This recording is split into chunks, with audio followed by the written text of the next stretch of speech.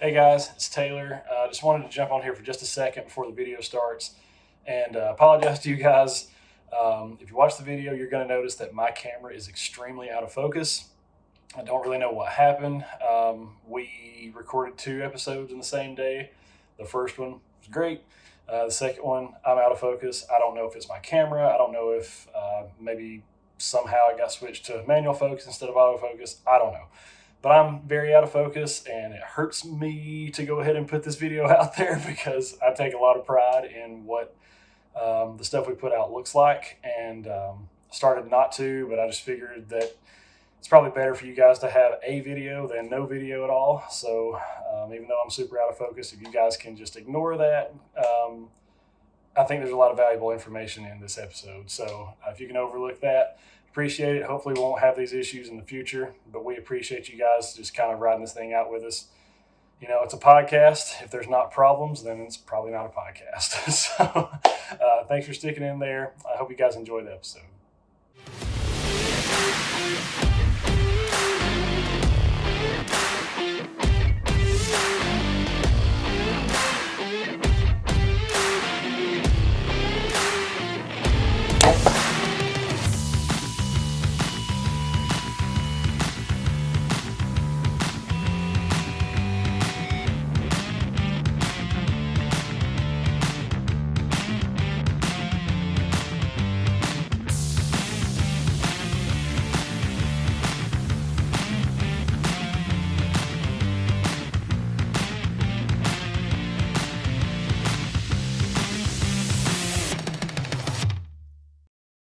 All right, guys, welcome back to episode number 8 of the Southern U podcast.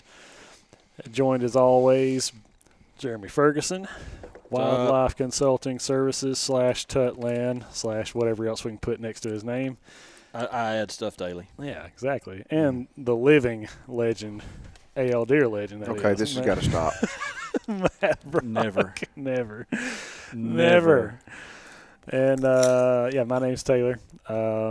I get to hang out with these guys because I got nothing else better to do, I guess. Except last episode they were forcing us to eat habanero-laced popcorn. Which Matt is still enjoying at the moment.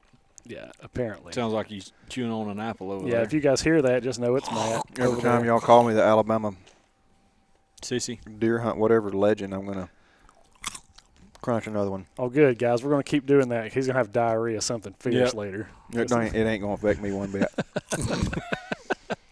So, me. I hope you guys are doing well out there. I want to say thank you so much for the support you've shown us over the last few episodes. Things have been growing for us on all social platforms, and want to encourage you, if you haven't already, go ahead and follow us on Facebook and Instagram at the Southern U, and you can also find us on YouTube. We release a lot more content there. There's some full-length hunt videos there too. Find us on YouTube. Just search Southern U, and you should be able to find us there pretty easily. You should be able to find videos of Matt. I was Yeah, gonna say, none of the rest of us Jeremy, get to where's your hunt. full-length hunting videos? Yeah. When I get to go hunting, I'll let you know. Or when I actually get one on film. Oh, Yeah. you got one on film, and we're going to air it. Which one? The Kansas deer? The mistake. Oh. The mistake. I love that deer is just Yeah, known as the mistake. You notice it's not here anywhere. No, it's not. That little skull mount is hanging in the cabin. Little skull mount. Yeah. Yeah, don't get too worked up. It was little. It was. It didn't look little. It was little. Whatever, man. Probably because it didn't weigh but about 135, 140 pounds. Yeah. Mm-hmm. Well, that's Hey, it happens. All right, one more handful and I'm quitting. the only guy I know that is addicted to habanero infused popcorn. Yeah. He's got some other addictions that we won't talk about. Not safe for work. No. No, they're fine. All right, guys. So we're going to jump right into the topic of discussion. And I will say before we get there, stick around at the end of the podcast. We're going to make a big announcement for something that, like we said on the last episode, something you want to be involved in. And I'm excited. Yeah, I am too, man. I'm pretty dang fired up about it. You guys will be too, I imagine. So today We are talking about something that you've heard us mention several times before. We call it the 101 content. As Matt is trying to quench the thirst over there and put out the fire. I got a hold of one that's rough, y'all. You made fun of Taylor for sweating. Yeah. Your cheeks are getting red. Well, they ought to be. Golly. That's nice. That did it. So, anyways, but today is another one of the what we'll call 101 content or 101 episodes. And this is just after the shot. This is the I'll quit crunching now. Yeah. maybe.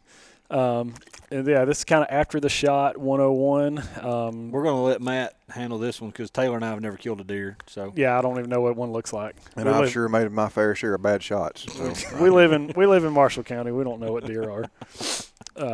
But yeah, basically, it just kind of the thought that we had for this one is like many new hunters or young hunters. Doesn't really matter, but if you're kind of new to this thing and trying to be successful in the woods, and you actually get an opportunity at an animal that you're trying to harvest, and you squeeze that trigger or you let an arrow go, great. Now what? What do we do next? What do you do? immediately get down and go push the deer. Right, Matt? That's what a lot of people do. Right, Matt? No, just so that's what we're going to talk about today. And what I want to do, kind of starting out here, I'll ask these two guys because they've got lots of experience in this kind of field too. But I want to break this down where we are talking about after the shot of a gun, after the shot with a bow, because they can be different. There's wildly different, both in nature and just kind of how animals react to those things when they are impacted, and those sort of things are a little different. And crazy things happen. They do. I crazy mean, things can happen in the woods. Bullets do crazy things. We can talk about some of that that's happened over the last week or so. Arrows do crazy things. That's it's right. just stuff just happens. Yep, for sure. So I guess starting out with very first question here is: I just shot a deer with a bow. Now what? What are we looking for? What's the sights and sounds? What are you looking for in terms of body language of the animal that you shot? Just those sort of things with an arrow. That's kind of where we're going to start first, and we'll kind of go around the table. I kind of, from the bow hunting aspect, I'm going to back it up a step even after the shot, is with archery equipment and firearms. It seems to be tougher with a lot of folks with firearms for some reason. I don't know why. Follow through. Follow through. If you're not following through your shot with archery equipment, you're not going to know where you hit that deer. Mm-hmm. If you're yanking the release, I promise you don't know where you hit that deer. Right. But if you will practice your follow through and watch that shot, feel that shot, you're going to know within pretty good reason of where you hit that deer. That's, to me, number one. Yeah, don't get so anxious that you make jerky movements or something with your bow after the shot. I mean, I've literally seen people draw, and then as soon as they hit that trigger, they're looking. Oh yeah, they're like, moving their head. No. And that's same thing with the darn rifle. Oh yeah. I just don't get how people go from here, and they squeeze the trigger, and I mean just instantly They pop whoop. up. It's like a turkey poking their head up over the log. It's just, hey, listen. They look up. Shout out to Alan Connor. He was on a guest on here a couple episodes back, but Alan has a term for it. He calls it playing peekaboo. You cannot play peekaboo with a bow in your hand. If you peekaboo. Do not look for that arrow. Don't worry about where that arrow's going. You just concentrate on trying to burn a hole in the vitals of that animal with your pen and let it go. Let's talk about your arrow right there, because I think that's got maybe a lot to do with it. This is, again, what I'm going to share with you here is a preference. This is absolutely not the gospel. This isn't what you have to do in order to kill a deer, but this is kind of what I have found to be very useful for after the shot kind of stuff.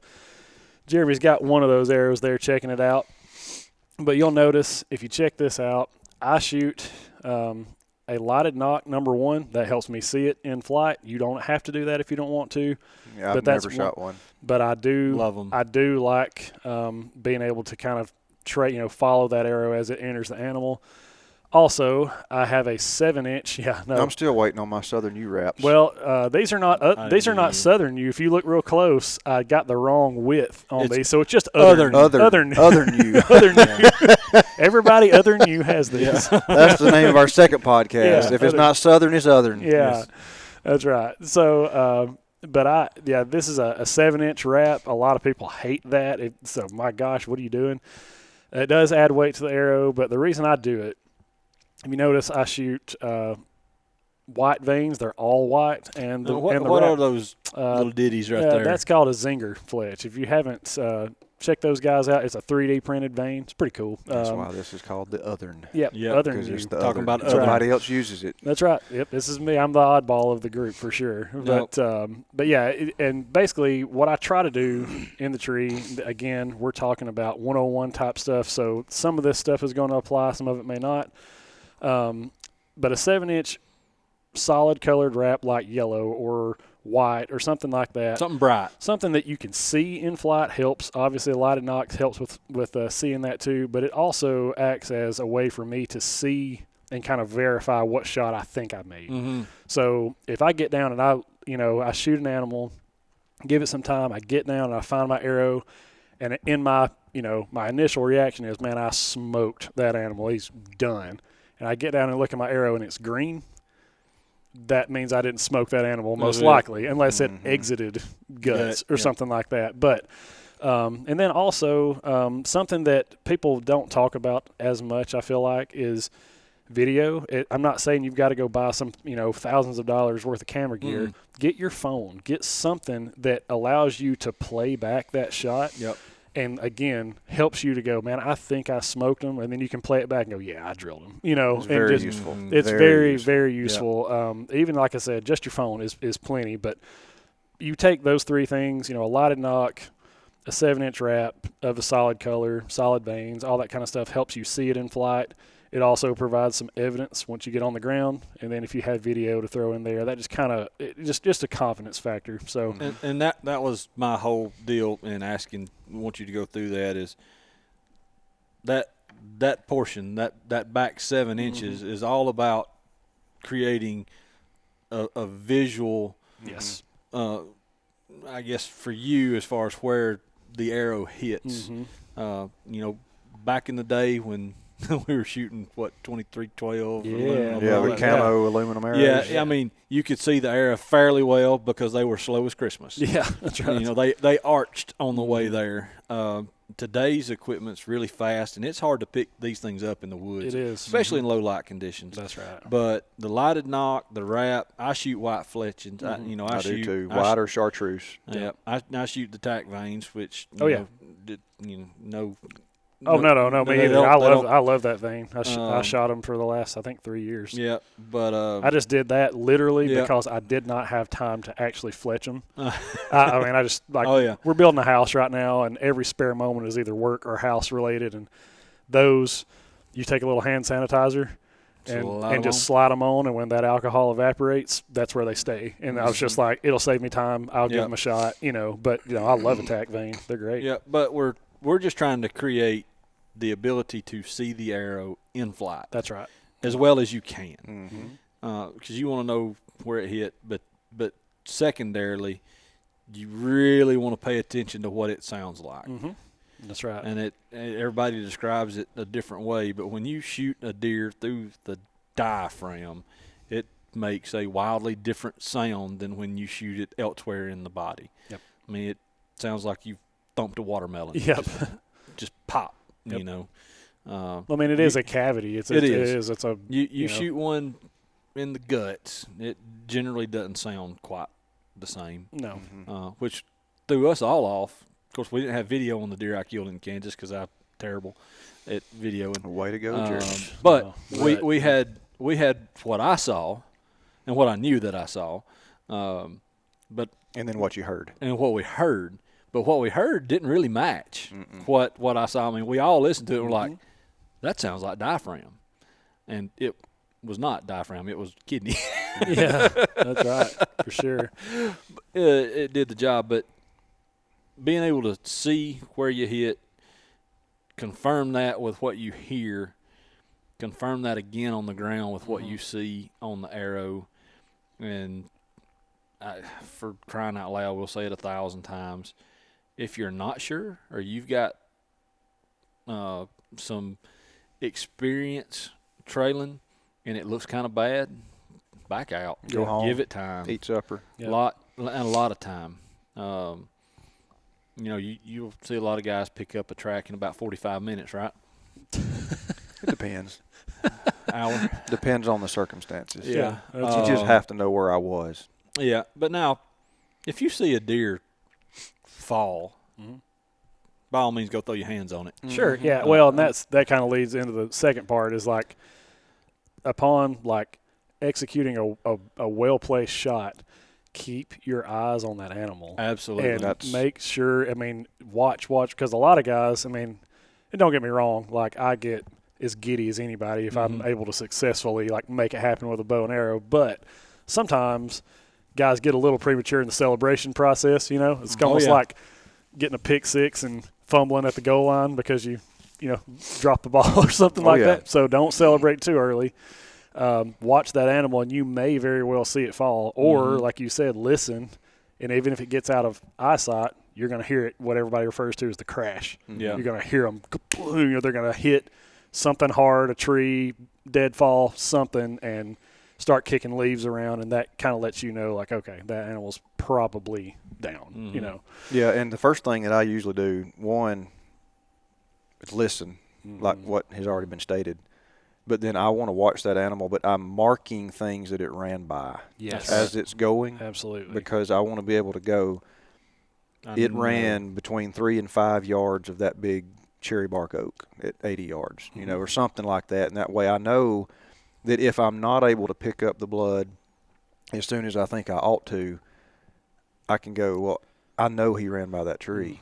So I can go over there. If I'm not able to find what I'm looking for here, I know he ran right there. Sure, and, I mean, especially, you guys will find this out the more you do it.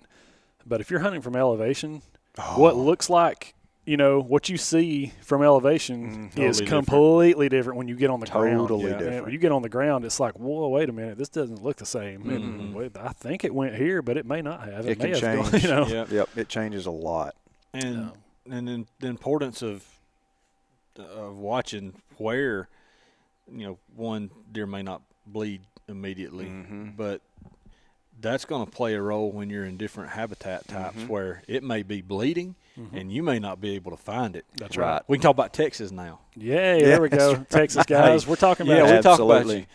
Texas is the hardest place to track a deer I've ever been in. But when it hits that dirt, that sand, it literally folds over. It folds over the blood and just masks it. It's just like not even there. You know, hunting out there, I don't know how y'all grew up, taught to where to shoot, but you know, we're trying to punch it right behind the shoulder. You're trying to shoot them in the heart.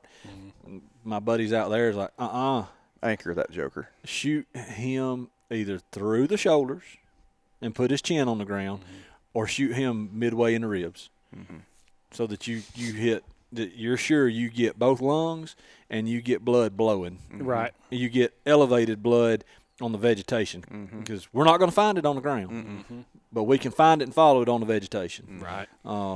Pine timber, pine plantations is Pine notoriously straw hard. It's awful tracking a deer through pine straw. No, that's true. And the reaction of the deer is very important. So a deer tail down, tearing out of there is likely a good hit. 99 times out of 100, that's a good hit. If it runs out there, stops for a minute, starts flipping that tail around, kind of hunches up, you're probably looking at liver or gut. good. Yep.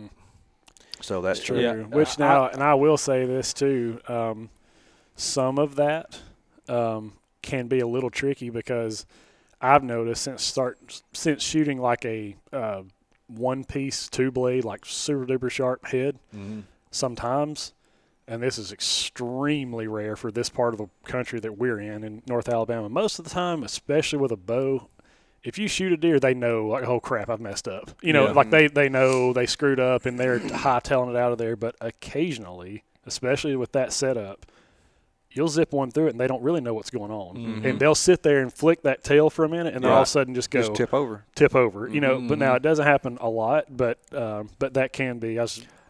Years ago, I had a deer that I shot perfect broadside, double lung, went right back to feeding on acorns. Really? Oh, yeah. I mean, it was just like, I was looking, I was like, I know that deer's dead. Like, it doesn't know it, but it's dead. Mm-hmm. And it just kind of looked up for a minute. It jumped. You know, when I shot, it jumped, and it just kind of went back. More so with the noise, probably. Yeah, it looked around, and then it just kind of put its head back down and started eating again. And I was like, man, that's an odd reaction. And I went ahead and knocked another arrow because it was playing tricks on me because I knew what I saw. Mm-hmm. And then I looked at the deer and I was like, that's just not a typical reaction for a deer that just got, you know, an arrow slung through both lungs. Mm-hmm. And then you could see the trickle of the blood start to come through. But the deer wasn't excited, so it wasn't blowing out. And then it just kind of started wobbling back and forth until you know, teetered over, and that was it. I've seen that happen more times than not in a different situation, but during a rut. Yeah. Oh, yeah. When a buck's keyed up and you zip one through and it's like, what happened? Mm-hmm. Doesn't matter. Gotta let that go. You know, he goes right back to paying attention to what he was doing, and it's like all of a sudden, boom, gets a little lightheaded. Done for sure. And by the way, I just want to say this because it's just something that I've always found funny.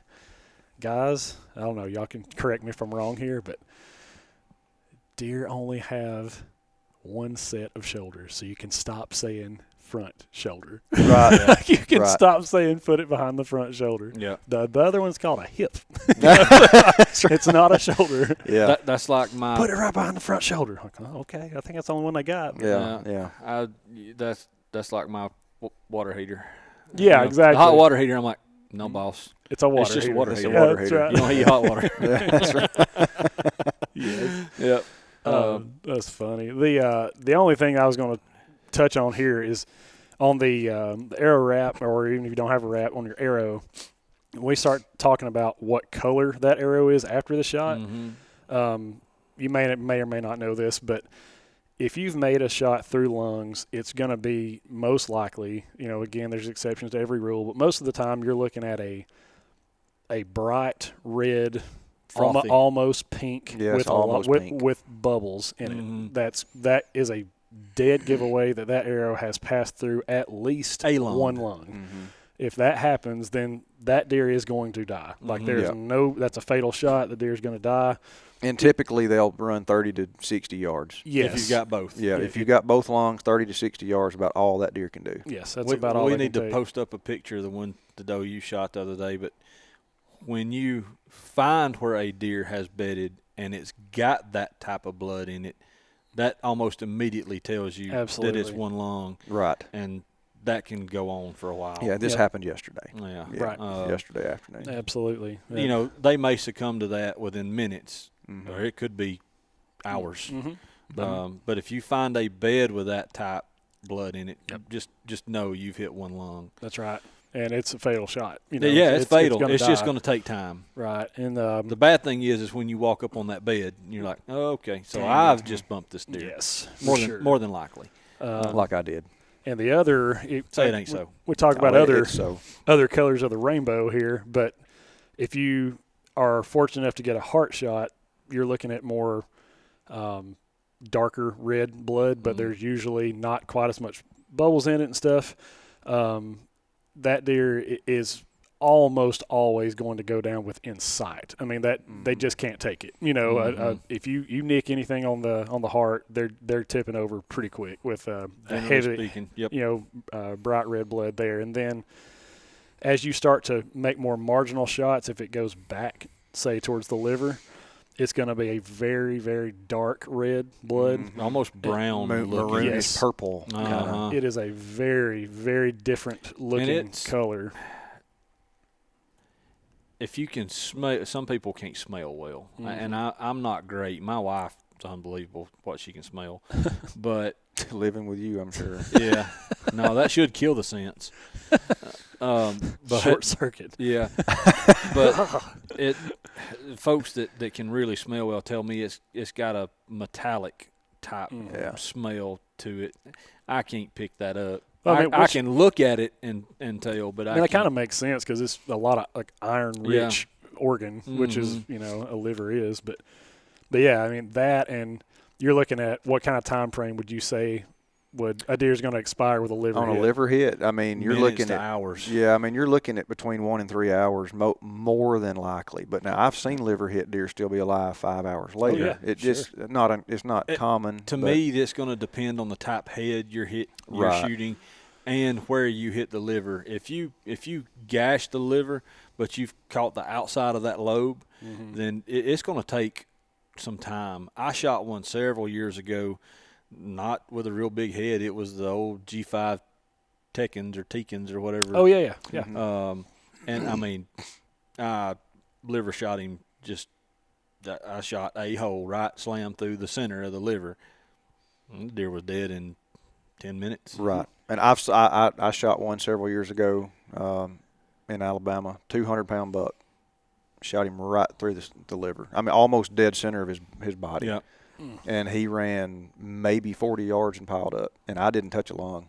Yeah. Really? No, did not touch the lung at all. Mine didn't pile up. I watched him, go down and lay down, but in 10 minutes, his head's over. He was done.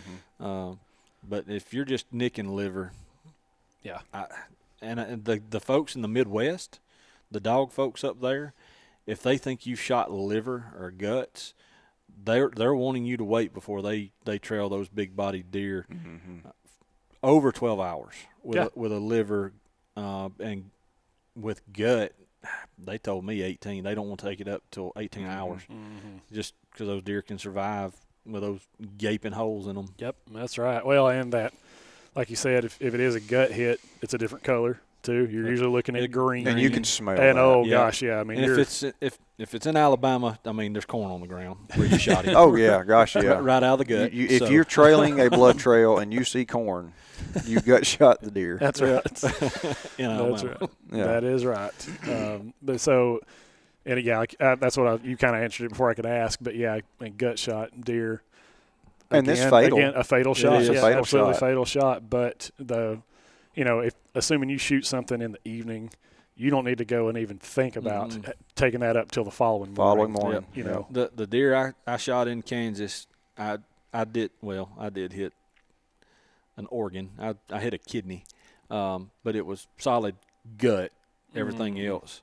And we didn't take that deer up that track. It was 17 hours. Yeah. And of course, deer was dead when we got to him, but they didn't want to take it up. Yeah, well, I mean, the deal is, like, this animal is mortally wounded. It doesn't want to move. It wants to lay down and try to heal up. If you leave them alone, they're going to usually gut, liver, anything like that, they're going to bed up within 100 yards where you shot them, as long as you don't push them. Yeah. Right. The deer I killed in Kansas, he went a lot further. Right. But he was at his first bed. There was no other bed. He was at his first bed. So, yeah, I mean, I think that's valuable info there. I guess moving from, I guess with archery stuff, like we said, just kind of recap, follow through, make sure you really pay attention to that deer or that animal, whatever it is that you shoot, and make sure you pay attention to the body language.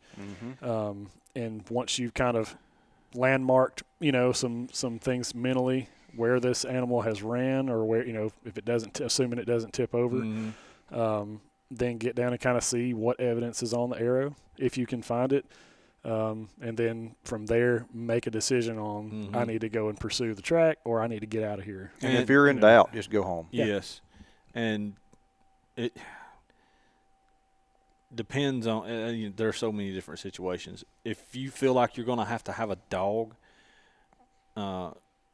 generally the guys that I'm using want the arrow. They want to see it.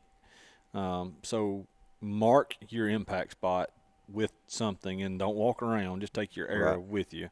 If, some dog guys don't want it, but vast majority of the ones we've used did.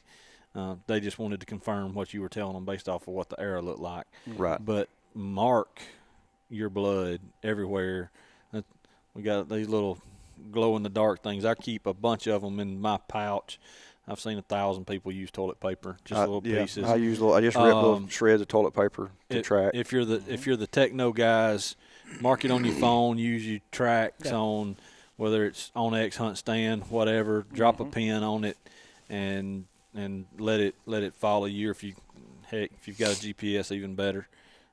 You use a GPS unit, but as long as I'm finding good blood, I'm not necessarily hanging these. I'm going to hang one immediately where the impact was. As long as I'm on good blood, I'm trucking. But the first time that we have come up to a spot that we're not exactly sure, we're clipping another one on and marking where that's at to make sure we don't lose it, because sometimes you're going to get into specks that are pretty small, and you're looking around, especially at night. You're going to turn those leaves over, and you're going to turn the blood over, and you're not going to be able to find it. That is right. And hopefully you don't run into those situations. I mean, we all hope that we make the best shot possible, but when you're shooting at live animals, it's just not always going to be a perfect shot. Sure. That's it. Yeah. We're all human, and it's a funny story. I was hunting with a friend several years ago on his property up in Jackson County, and the night before he had shot from a ground blind with a bow. He had shot about 125-inch 10, and didn't find it. Found what appeared to be somewhat good blood, but it just nothing really made sense by his description. He kept saying that the deer was quartering to him slightly, but the blood that we kept finding looked livery. It was very dark and no bubbles, just like, I don't understand how if it's quartering to you hard, how did you hit it in the liver? Just nothing really made sense. So we decided to back out, went back the next morning, and just a hilarious story, but in some ways really sad. But this is the last day. At this point in time, it was the last day of the season. That the morning we took up the track, and he likes to bow hunt. Doesn't take a rifle in the woods much, and so I said, "Hey man, do you want to like grab a gun when we go on this? We may jump it up or whatever." Nah, I got my pistol on me.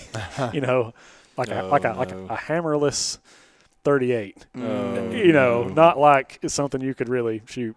And so long story short, I find right on the property line, like most of Jackson County, it's very mountainous and with a lot of shelves, a lot of what we call benches.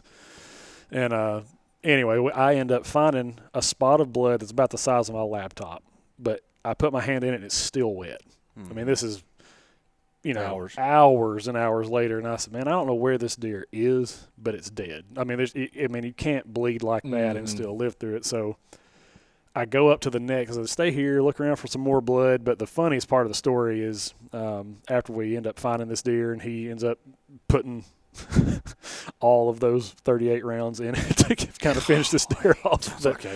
But the deal was, he did not tell me. I'd known him for years. Never mentioned this once, but he's colorblind. So when we start to take up this track, he can see if the blood is wet and shiny. Yeah. But if it's dry, he doesn't see it.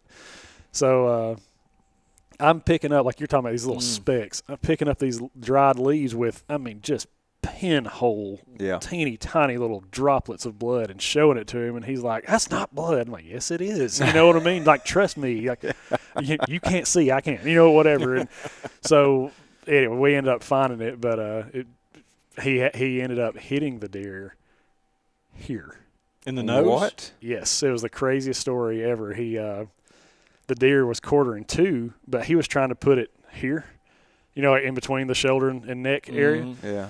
And when the bow went off, the deer whirled. And when it did, it hit. Of course, now he didn't know. Didn't know that. But when we get up there to it, he actually has the Euro mount of the buck with the arrow like this. You imagine a Rage Extreme going through a nasal cavity. It was awful. It was not good. It was. Did it get lodged there? I mean, it was stuck. What was crazy is he was like, I don't. It baffled all of us for a while. Right. He's looking at it, and we both are, can't believe what's going on. The arrow doesn't exit out the back of the, it didn't come out of its neck. It didn't, it somehow had just like Going straight through. yes, like get straight down in. its esophagus and just stayed there. It Oh, had wow. about the vein end and knock end of the arrow about whatever about this much hanging out of its face. It was just Well, No, look, that's awful. crazy story. Deer can move so A bunch. much between you releasing that arrow and its arrival. Yes, It is unbelievable, especially in It the is. South. Yeah, but that that's a lesson in not not picking on you, buddy. But it's why you don't take frontal No. shots. I will not take a hard quartering two shot. Now I will.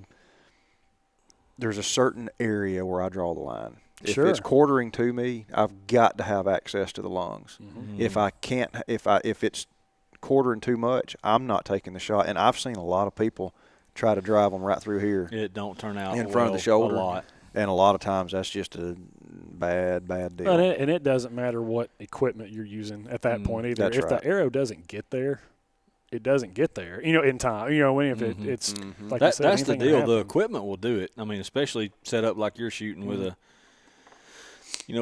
single head or a single blade or two, whatever you want to call it. That gum, One two piece. blade, yeah, one piece, There you go. two blade head. They'll zip through a deer through the front, but it don't take much movement from the frontal Mm-mm. to cause you to have problems. Absolutely. Mm-mm. And look, there's a lot of guys shooting a lot of deer out there, frontal shots, especially from the ground, and it's easier from the ground. Absolutely. Don't get me wrong. For sure. If you're gonna shoot one frontal, that's probably where you need to be shooting it from, Yeah. not a tree stand. But there's just a lot of room for error. I don't care what kind of archer and hunter you are. Yeah. Stuff just happens. It does. Yep, it does. But yeah, I don't mean to spend that much time on the archery side of it, but I guess we can kind of switch gears and go to if you've got a rifle or, a slug gun or a muzzle loader or something like that, that's shooting a projectile powered by some powder, I guess. What are you looking for? Do you feel like things change, in terms of the deer's body language? Because, an arrow is killing or, expiring a deer much differently than a firearm does. Mhm. Mm-hmm. One is blood loss, hemorrhaging. The other is not necessarily, even though there is blood loss and there's hemorrhaging, that's not necessarily the primary means by which this it's deer, vital shock. right. You're transferring all of this momentum, this energy into a Mhm. impact, right? So, assuming that the deer doesn't just drop, because that happens, absolutely. If you anchor one, that can happen with a And with a rifle. that shot scares me more than anything else with a rifle. Yeah. And I'll explain why in a few minutes. But if a deer drops, I immediately go on high alert. Shoot him again. yeah, yeah. There's a bunch of people shoot that high shot and they shock the spine. Yep. And A high shoulder is the most risky shot that a human being can take on a deer with a rifle. And a lot of people intentionally try to do that. It is the worst shot to take. I do it. Yes, it is. And I don't mind telling Jerry, it is the worst shot that you can take. It worked the other day though, didn't it? And sometimes it don't. That's right. I do. My philosophy, it actually changes depending on where you're hunting. If I'm hunting somewhere that's just nasty thick that I don't want the deer running anywhere, I'm putting it through both front shoulders and I'm making his chin plow the ground. Yeah. And I can find that deer. yes. But that's what I'm trying to break both front shoulders and make him a bulldozer. Yeah, and the place that I'm talking about, You're not talking about shoot- higher. I'm talking about the junction between the neck and the front shoulder. That front shoulder There that we're you talking go. about. Front shoulder, baby. Yeah. So it would be in front of the vitals. A lot of people will follow that leg straight up, mid body, and if you happen to hit 2 inches high, people don't realize that a deer's spine, when it gets to the shoulder, it drops down into the body cavity and then comes Quite a up bit. through the neck. So you can hit one 2 inches high of mid shoulder, and guess what you've done? You've shocked the spinal column Knocked him down. into having a temporary reaction. And it's going to lay there, and you're going to high-five your buddies, and you're going to hoot and holler, and you're going to get all excited, and on your way to that deer, it's going to jump up and run off, and you will never find it. You will not find that deer. Me and a couple buddies, we call that playing laser tag with deer. Yeah. And it happens often. The dog trackers talk about. I mean, dog trackers will not even take that track. Well, I mean, they've gotten to the point. What can they take? There's no blood. Well, not much. Yeah, I mean, there's hardly ever any blood. And what people are shooting at are the nexus point of all the nerves. That's right. And if you hit that spot, right, he's not going anywhere. It's a CNS. It's a central nervous system. Yep. Reaction. That's it hammers them, but you can miss it easily. And the reason I don't like it, yes, it's effective, highly effective, and that deer's not going anywhere. But if you miss 2 inches forward, 2 inches high, then your odds of recovery are extremely low. And I also, I'm a gun nut anyway, so a lot of people don't take into account what they're shooting at the deer. I mean, you get it's hilarious to watch all these people talk about, 6.5 Creedmoor won't kill a deer. All these deer are toting these rounds off.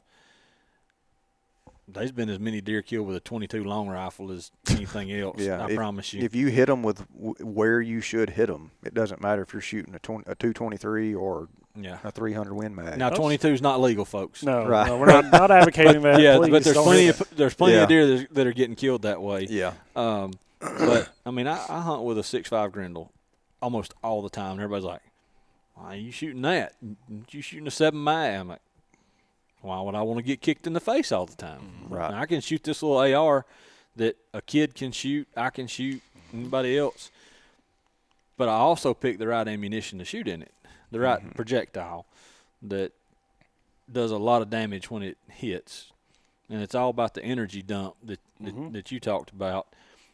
If you're shooting the wrong ammunition, you can cause yourself a lot of problems. Yeah, and you know, the reason I like to back the shot up a little bit off that shoulder in most situations is if you drive a projectile through both lungs and that deer has a hole on both sides, not going anywhere. He's not going anywhere, and you can follow him or her right to where she most of the time. I've seen, you know, some ammunition and some shots not perform as expected, but most of the time if you double lung a deer, and you've got such a, you know, a room for error there. I mean, you're looking at if you shoot a deer anywhere from right behind the shoulder to mid-body, it's not going very far, and you're going to have a blood trail. That's right. And why would you? Yeah, you've got a spot that's big. Literally this big. Why would you condense that down to an area the size of your fist, especially if you're taking, you know, 100-yard shots or longer? Yep. And this is what you're trying to base your success on, is shooting something the size of my fist in that central nervous system bundle at the junction of the shoulder and the neck. Yep. Aim small, miss small, Matthew. Oh, I understand that. But I'm just saying. Oh, no. There's a lot of people that can't do that. Well, I mean, it's much more effective. In their defense, too, like, lungs. it's amazing what a deer can like you said, they can take survive. and get up and walk away from. You They know, can like survive you a guys lot. have heard me reference my dad's deer farm. Like, those deer, you know, if they, like, don't get enough fiber in their diet, they'll just die. But you can shoot one with a gun and it gets up and walks away. It's like, you know, what's going on? You know? Yeah, and I mean, weird stuff happens. Like the deer that Luke, my son, shot a week and a half ago. Oddest thing I've ever seen with a firearm. He hit the deer. It was roughly 145 yards. No, the 308 Nosler Partition, 150 grain, and he hit it right where you'd want to, right behind the front leg, mid body. I mean, if you did a cross section of the deer, it's right in the center, and the deer was slightly quartering to us, so the exit should have been mid body on the opposite side. And that's what we were going off of. When we got down there to track this deer, it got up. And I thought, wow, maybe you didn't hit it where we thought you hit it, you know. And we didn't know at the time. We were just going off the reaction of the deer. When we finally recovered the deer, it had an exit hole right here in the front of the brisket, about midways up the neck. Now, explain that. Bullets do funny things. Yeah, I mean, you can't No, because no. that bullet literally had to hit that deer and take a hard 90-degree turn immediately. Well, I'll tell you this too. Now, not to go back on the archery stuff, but same place in Pike County that we've both been to before. This was years ago, and I thought I had archery figured out. I thought I had everything that I needed to be successful. Shooting a big expandable broadhead with a extremely light arrow, like lighter. I was probably underspined on the arrow too, but long story short, shot the biggest deer, like body size, body weight, biggest deer I've ever shot, which was a doe in Pike County. It was about humongous corn-fed, freezer queen, perfect broadside, and exactly what you're talking about. My arrow impacted mid-body, perfect breed want to hit. It ricocheted off of a rib, off of something inside the body, and the arrow was, when I found her, came out of her sternum and was just being held in by the veins. The veins were the only thing holding it in. I'm like, that's a 90-degree angle. Yep. How does that happen? Deflections, I mean, it's a real thing. Though. Oh, it is. Absolutely. And, bullets and arrows both do it. Absolutely they do. Now, I had never seen it that bad with a rifle until last week. That's crazy, man. But it really shocked all of us because, I was telling Luke, maybe you didn't hit the deer where we thought you did, and he was questioning himself, and then we recovered the deer. I was like, Luke, if we had that shot to do 100 more times, I'd tell you to do the same thing. Put it right there. Yeah. So odd things happen. That's for sure. So I guess the kind of next part we'll move on to, let's just assume that whether it's a gun or a bow, you've recovered the animal at this point. Now what needs to be at the forefront? Like, I've located this animal. What are some practices or some pieces of gear that you kind of need to have in your pack with you to make sure? Glad you asked. Yeah, I was going to say, I think Jeremy's got a smorgasbord over here. We got a handful of things, and a lot of this is taking up the track stuff, the little markers that I had. But always go with lights. I mean, this is a headlamp, just a good flashlight. I generally recommend one that's got a couple of different settings, whether it be flood or spot. And take extra batteries. Yes, but and take lots of lights. I have started using a lot of big lights. The handheld big lights. The handhelds that's got, multiple batteries. This one happens to be a Nebo. Really like that light. But take backups. Take plenty. I usually have 2 to 3 lights on me at any given time. And anybody that's on the track with you, which is a good segue we need to talk about, needs to have lights. Because if you don't, you're going to end up with a stick in the face, eye poked, step in a hole. You got to be safe on these things because you're walking through the woods. That's right. Yep. Stuff happens. But I want to circle back to the number of people. 2 people should be a max most of the time. Oh, on a track. Okay. On a track. Don't take a party track. No. Yeah. No. Unless you know the deer's dead somehow and everybody else don't know, it's fine to take a handful of people. But the more people you put in there on a track, if something goes wrong, then if you jump a deer, then that's more the dog's got to sort out. If you don't know the deer's already dead, then each one of those individuals is an opportunity to jump a deer that you wouldn't have if it was just 2 of you staying together, working the track methodically. It's, when we're guiding, there's always, hey, man, my buddy wants to go. Absolutely not. Yep. I'm sorry, but there's just too many chances for us to mess something up with more people in the woods. Yep. Yeah, sure. Well, and I mean, especially up there, like we were talking about guiding too, in virtually every one of those cases, we're not tracking a doe in Alabama. We're potentially tracking the biggest deer someone's ever shot in their life. So, like, let's give us the best opportunity to recover this thing. Yep. But that's it's a rule of thumb of mine. In the woods, we're not going with more than 2 people if we don't know the outcome already. Right. If you know where the deer's laying, that's different. Take the kids. Take your whole family. That's it. I mean, take the dog. Take everybody. But anyway, get back on that. The lights, the markers, multiple knives. I've got different knives. This is skinning knife that Matt, and I know the guy that makes these, old Clarence Skullworks, makes some great knives.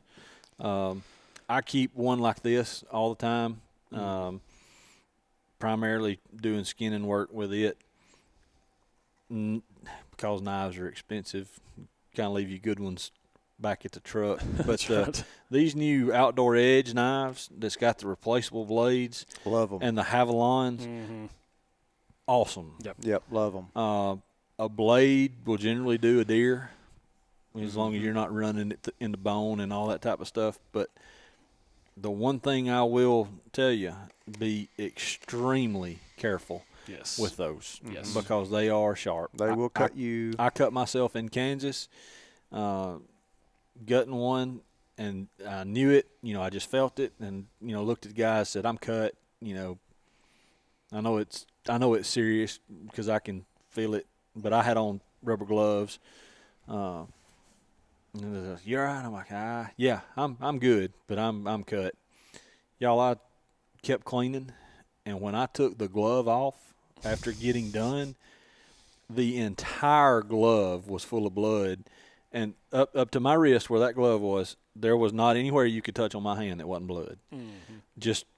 I just touched myself on one of those things. Oh, yeah. They're unbelievable. They're bad sharp. They are, and that goes back to taking your time too. Yes, Because don't get in a hurry. Yeah, it does though. But like anybody else, you got stuff going through your head. Like it's getting late. I need to get back home. I've got stuff going on. I need to hurry up. I need to hurry up and get this thing gutted and get it out here. And you do that, and you fillet your hand open, and that's a bad situation to be in too. And you mentioned gutting a deer, and that that's a decision that you're going to have to make whether to gut or not. Like I don't gut deer. Yeah, I don't much anymore. Unless if I kill a big deer up in Kansas, you got to. It weighs 280 pounds. He's getting gutted. Yeah. But if I'm hunting down here, most of the time we can recover those deer without killing ourselves, without having to do that. You public land guys that's hiking 3 miles in, you're gutting it and quartering it and all that. So, but in my pack, I keep cleaning gloves. I took these out, so they're kind of messy. But these are shoulder length gloves. You want to talk about keeping you clean. Yeah, absolutely. It's awesome. There's nothing like having dried blood all the way up to your neck, gutting deer. So these are a lifesaver, especially when you don't have a bunch of water. So those, and of course I keep a box of thick meal gloves. Something a lot of people do not keep with them that I do on tracks, because you never know, is I keep a first aid kit, and I keep a serious first aid kit. This is a trauma kit. This isn't just a Band-Aid kit. No, this one's got the real deal tourniquet. If somebody is cut significantly, life and death cut, we can keep them alive. We can keep them alive. We can solve that until the proper people get there and take care of them. And I'd have to get RL, business partner, to tell you the story, but they were in camp with some folks in Alaska, I believe, bear hunting. Guy got in a hurry and, whipping a knife around, cleaning a bear, and got it hung and pulled on it a little hard, and he stabbed himself in the femoral artery. And the only thing that saved his life was a belt off of one of the hunters, and an oil-filled helicopter heard the Mayday call and was close and was able to land and pick him up. Otherwise, he'd have died right there. So don't get in a hurry. Safety trauma kits, first aid kits are important. I take that when I'm hanging stands, y'all. Everything I do. They stay in my truck. Yeah. You just never know. They're in my backpacks, or attached to my backpacks. You just can't be overly prepared. No. Hey, for crying out loud, deer get after people. Or if you're dumb enough like I was years ago you're going to finish a deer and you stick it and you're not paying attention to where the antlers are, you get stuck right back, which is always fun. No thanks. But I ain't gigging a deer. No. I have. A doe, maybe. I have. Probably not anymore. Yeah. It both times I've done it. Bad result. Yeah. One, pretty brutal. I mean, you know, it's a whole lot different shooting a deer than it is putting your knee in one's neck and sticking a knife, you know, in its throat or through the heart. Matt's got, oh man, we got all kinds of stories about that, don't we? We do. Probably will never be mentioned on this podcast, though. No. Some of them will. Well, maybe not. Some of them will. Oh, we've had some interesting times. Gotcha. Yep. But tracking a deer, look, it is an art form. There's people good at it. Oh gosh, yeah. There's people that have been hunting a long time that are absolutely terrible at it. And I've got some friends and family members that they are that. I don't know how they've ever found a deer in their life. Oh yeah, I've been with those people. Sorry guys, I'm trying to figure out. My phone is blowing up. I'm trying to see if something's wrong. Oh yeah, take it, man. Do what you got to do. Wait and see what happens here. So I guess we've recovered the deer and talking about what gear is necessary there. Just to kind of wrap this thing up, is there anything else that you would add to what we've already discussed, or anything other people might need to know? Or the only thing I was going to maybe mention is, depending on the time of year that you harvest a deer, it's really important to do something with that animal. Pretty quick, yeah. In the South. Especially in bow season in Alabama. Yeah, I mean, like I know Matt said, hey, I don't gut deer, and that's, I love doing the gutless method and not having to mess with that myself, but sometimes, it's just necessary. You have to. Yeah, I try to get mine hanging and cleaned pretty quick. Yeah. Most of the time I do my own skinning and quartering. It depends on what I've got going on with the family that evening. I may run it to the processor real quick, but most of the time I do it myself. And I use the gutless method and can get anything and every cut of meat that I need without having to gut that animal. And it's easy for me to dispose of them because I just roll the carcass over into the bucket of my tractor and haul it off. Right. Everybody don't have access to that. Sure. That's right.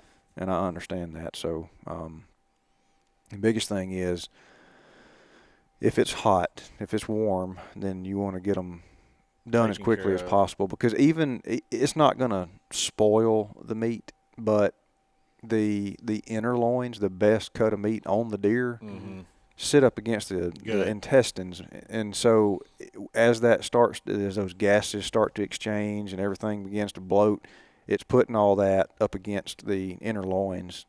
And although it's probably not getting anything in them or on them, they're just getting they smell. They do, and they will begin to taste. Gamey. Yeah, they will begin to taste like gut material. Yeah, I don't want that. So you want to try to do something with that pretty quick. Yeah, and we may just need to do a whole episode on how to treat the meat. But for crying out loud, folks, quit putting the meat in coolers of ice water. With ice water. Yeah, I know. You gotta soak them in salt water for 3 days. No, you I've don't. never done that one time. Ice only. And the meat goes on top of the ice. Yeah, let that thing drain. Get that water out of there. Keep the water out. Yep. I wouldn't. You don't want to soak a ribeye in water for 3 days. You will be much happier with your meat if you keep it out of the water, keep it dry, keep it cold. I mean, heck, the deer I killed in Kansas, I didn't take it to Ron. It's, of course, now I had dry ice with it because going a long way. But I just put 1 block of dry ice in there and refreshed it as needed to. But it stayed in the cooler for 12 days, 14 days. Dang. Oh, man, it's awesome. Yeah. I would love to have my deer hung. Aged. For 12, 14 days hung in cooler. But that's just not possible. Right. Especially not over there with the number of deer they're doing. But if you'll take care of your meat, you'll be happier with it. If you're cleaning it yourself, make sure to try to keep the hair and get the sinew and all that off of it. No doubt. The cleaner cutting you've got, the better taste is going to be. Right. Well, guys, I've reckoned we've kind of covered all I think we can cover for this one. I'm going to wrap it up, and I told you guys we had something coming up that you wanted to be involved in, and we'll go ahead and let the cat out of the bag before we sign off here. But Darton Archery has released their new lineup of bows for 2024, and their flagship bow is called the Sequel 33. And I'm not going to hype it up too much because I haven't had an opportunity to hold one in my hand or shoot one or anything like that. But what I can tell you is if they shoot anywhere near the way that the current lineup does, I think we're all in for a treat on that. I've been very impressed with my veracity. Yeah, I mean, I don't mind telling you, I've shot Hoyt my entire life. Sure. And I've got that veracity this year. I've shot 5 deer and a bobcat, I think. And yeah, I just absolutely love it. I'm actually wanting to shoot more stuff with it. Oh, yeah. Yeah. Sure. I hadn't shot that many critters with it, hadn't had the opportunity, but the Prelude, dude. Yeah. Yeah, it's a bow, baby. Yeah, they're gonna have a tough time getting that one out of my hands. Yeah, that's kind of my thoughts too. But the Sequel 33 is kind of the next, that's why they call it the sequel to the Prelude. 33 inches axle to axle. It has incredible IBO speeds, and if you guys don't know this, Randy at Darton is a stickler for the speeds. Whenever a company puts out a speed rating. When you get it set up for you with your hunting gear, ready to rock and roll, it's most of the time nowhere near those speeds. A Darton has been tested to the nth degree on this stuff, and it is going to shoot. They're close. I mean, if it's IBO standard is a 350 grain arrow at 70 pounds and 30-inch draw, and it says it will shoot X. And if you set it up with those specs, that's what that thing will shoot. It's crazy. So he's big proponent for being honest about that stuff, but we're actually going to be giving one away, and Woohoo! Yeah, which I mean we don't even have one yet. I want to shoot one first before I give one away, man. But anyway, we're going to give one away through Instagram, and we're going to tell you guys how to do that, how to enter it, all those sort of things. But just be following our social media accounts, and you'll be able to see how to enter and when we're going to draw and how that's going to look. But someone's going to take home, I believe, I talked with them last week. It's OD green with black limbs, right-handed. I believe it's a 70-pound bow, too. And it's, I can't imagine. That has a new shim system, so you can kind of shim your cams. They're all color-coded to kind of make sure that that's a little easier to get your center shot right and perfect arrow fly. It's just, a new cam system. Everything's really new quarter-inch draw length adjustments, which is unbelievable, by the way, to be able to dial a bow in. Exactly right. Yes. That's always been my problem, is not being able to dial it in just properly exactly the right length. Yep. I've always had to have either a little extra long D-loop or something to get it perfect. Yep. But that quarter-inch adjustment, yep, absolutely. You can get it perfect. You can. So, yeah, we're excited about that. And like I said, more details emerge. We'll let you know about that. But thank you guys for listening in. We do ask that you would subscribe to our YouTube channel. Like I said, we got other content other than just the podcast coming out there. And then obviously follow us on social. We'll be posting stuff pretty much every day. We try to give something out there, and we really appreciate the support. And we would be honored if you kind of came along on this journey with us. We would absolutely appreciate it. So until next time, we will see you later. Out. See ya.